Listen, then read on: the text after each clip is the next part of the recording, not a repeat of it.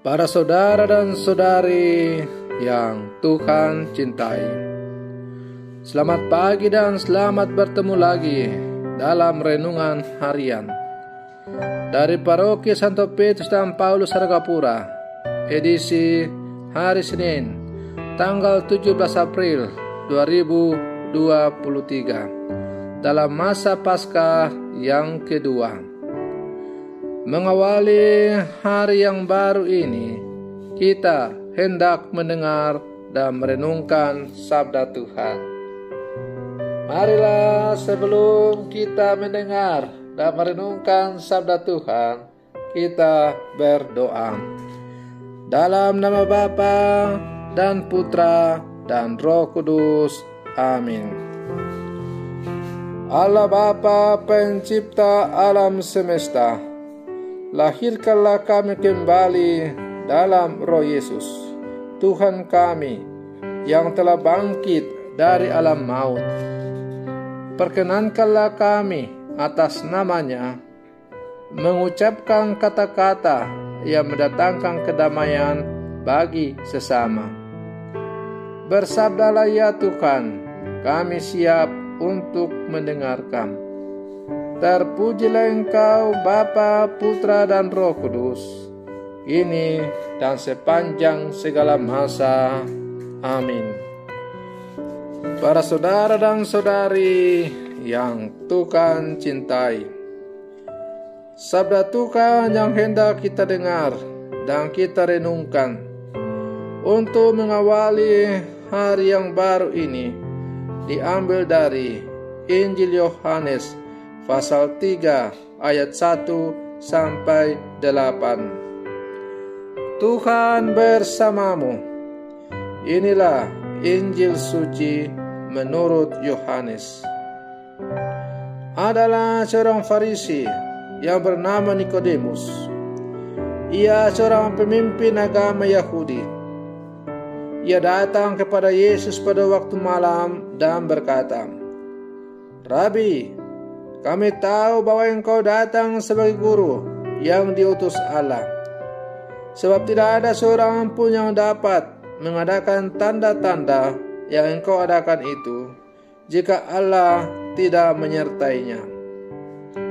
Yesus menjawab, katanya, "Aku berkata kepadamu, sesungguhnya, jika seorang tidak dilahirkan kembali, ia tidak dapat melihat kerajaan Allah." Kata Nikodemus kepadanya, "Bagaimana mungkin seorang dilahirkan kalau ia sudah tua?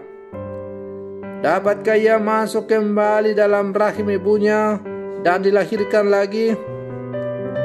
Jawab Yesus, "Aku berkata kepadamu, sesungguhnya, jika seorang tidak dilahirkan dari air dan roh, ia tidak dapat masuk ke dalam kerajaan Allah. Apa yang dilahirkan dari daging adalah daging, dan apa yang dilahirkan dari roh adalah roh. Janganlah engkau heran, karena aku berkata kepadamu, kamu harus dilahirkan kembali. Angin bertiup kemana ia mau.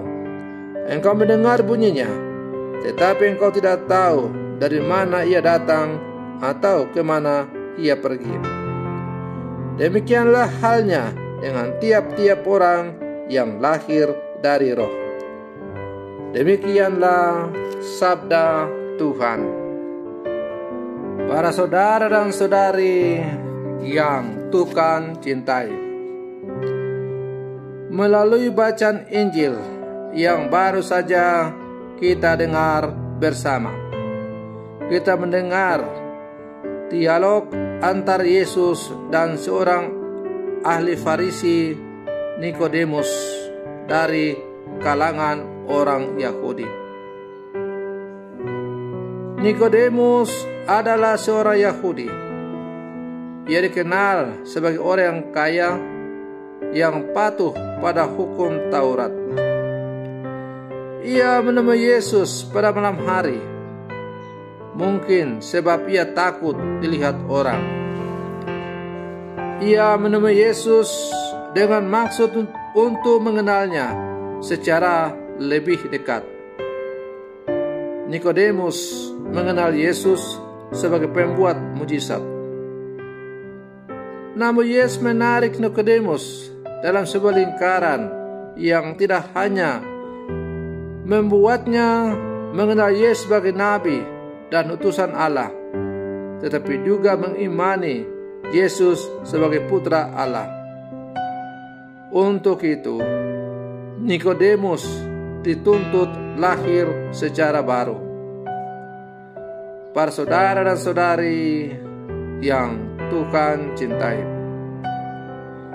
Yesus sudah mendaki Nikodemus mengenalnya sebatas apa yang dikatakan orang.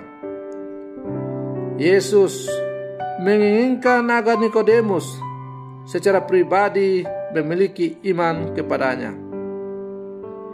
Dilahirkan kembali berarti sebuah langkah maju dan sikap.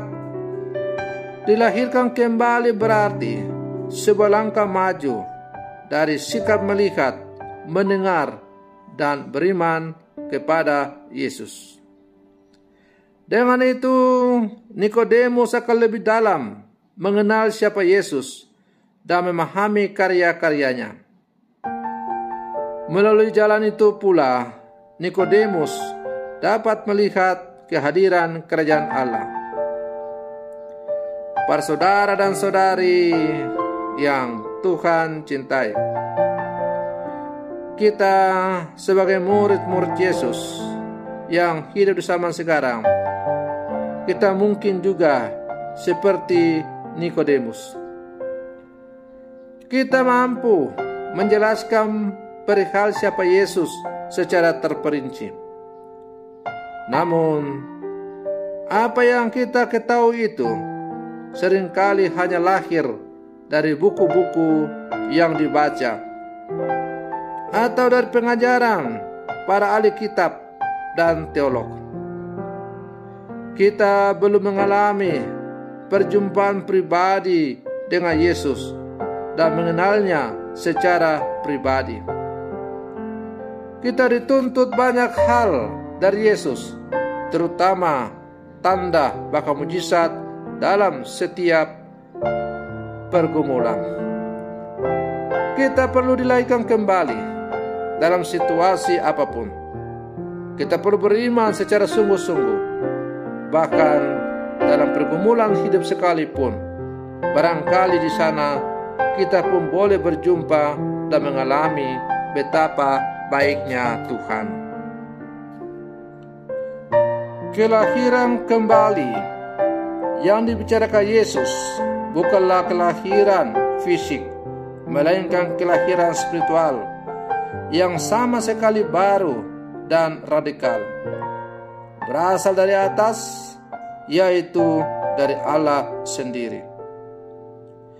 Kelahiran baru ini adalah syarat mutlak untuk masuk dalam kerajaan Allah.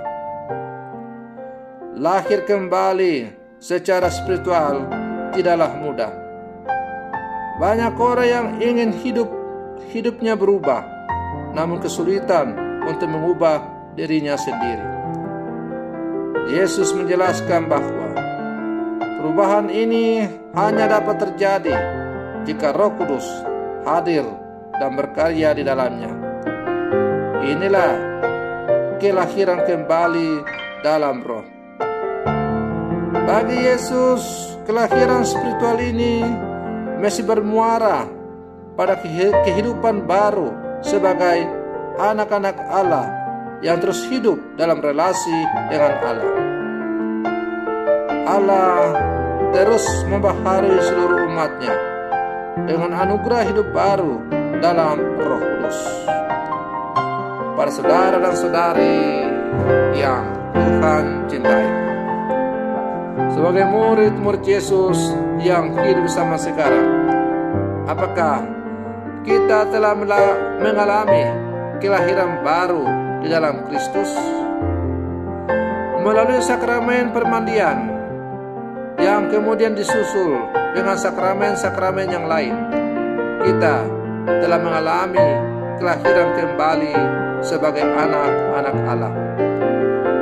Kita yang lahir dalam dosa, berkat sakramen pembaptisan yang kemudian disusul dengan sakramen-sakramen lainnya juga kita terima, kita diangkat menjadi anak-anak Allah. Namun pertanyaannya sekarang adalah, benarkah kita ini sungguh-sungguh telah hidup sesuai dengan apa yang seharusnya dihidupi sebagai anak-anak Allah? Apakah kita sudah hidup merdeka sebagai anak-anak Allah?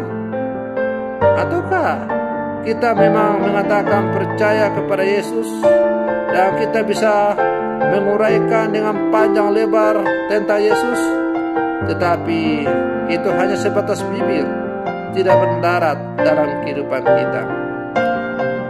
Maka kalau kita sekarang berada dalam masa Paskah, kebangkitan Tuhan, mari kita terus hidup dalam semangat Paskah, semangat kebangkitan, yaitu semangat untuk selalu hidup baru di dalam Tuhan. Semangat untuk terus-menerus membaharui seluruh kehidupan kita agar semakin sesuai dengan kehendak Allah.